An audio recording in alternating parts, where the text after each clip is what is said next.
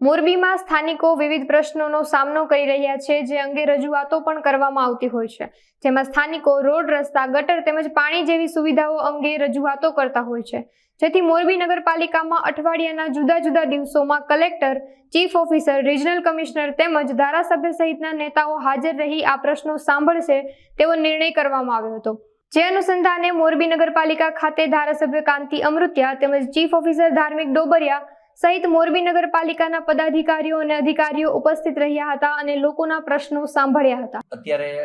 સામૂહિક મોરબી નગરપાલિકામાં no doubt પ્રશ્ન છે, પણ એક મારી નમ્ર વિનંતી છે કે ઘરે ઘરે કચરો લેવા આવે એ તમે એમાં ટ્રેક્ટરમાં કે વાહનમાં નાખો, એ કચરો આપણે બહાર નાખી દઈએ એટલે કુંડીના ઢાંકણા ઊંચા હોય એટલે બધો કચરો ભૂગોળ ગટરમાં જાય અને આગળ બંધ થઈ જાય અને પછી ઉભરાય છે। એટલે એક વિનંતી છે અને જે પણ પ્રશ્ન હશે દર મંગળવારે દર શુક્રવારે હું અહીંયા બેસીશ, અમારા ચીફ ઓફિસર 3 દી અહીંયા બેસે, એડિશનલ કલેક્ટર બેસે, કલેક્ટર બેસે અને જે પ્રશ્ન હશે એ પ્રશ્ન કરશે અને જે વિકાસના કામ છે એ 7મ પછી 15 દી પછી જે ઘણા બધા જે કામ છે કરવાનું એ નક્કી કરી લીધું, પ્લાનિંગ કરી લીધું હોય, મોરબીમાં સારી રીતે કામ થાય એના અમારા પ્રયત્ન છે। ગટરના ઢાંકણા નેશનલ હાઈવે ઉપર જૂની ભૂગોળ ગટર છે, જૂની ભૂગોળ। હવે અહીંયા લગભગ 80 ટન 100 ટનની ગાડીઓ હાલતી, ઢાંકણા તૂટી જાય નો ડાઉટ। અને મેં હમણાં જ અત્યારે પૂછ્યું અધિકારીને, લગભગ જે વાત છે કરોડો રૂપિયા ઢાંકણા લીધે ખોટી વાત છે।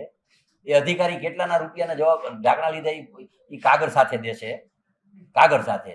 પણ નો ડાઉટ ઢાંકણા તૂટી જાય। શું કામ કે મોરબીમાં બાયપાસ ઉપર 80 ટનની 60 ટનની 70 ટનની ગાડી આવતી હોય અને બરોબર ઢાંકણું હોય ને તૂટી જાય। બીજું અત્યારે ઢાંકણા ઊંચા કર્યા હોય પાણી માટે થોડુંક આમ રાખીને કાંઈક લાકડું રાખીને કે કાંઈ, અને એના ઉપર સીધું પાણી જવા માટે ઊંચો કરે, એના ઉપર સીધું વાહન હાલે, ખટારાનો વ્હીલ આવે એટલે તૂટી જતા હોય છે, પણ તૂટી જાય ચોમાસામાં। એ તો કાયમનો પ્રશ્ન છે, એ પ્રશ્ન વધારે વજન લોડિંગ વાળા ખટારા આવેલા તૂટી જાય ને એને રિપેર કરતા જઈએ।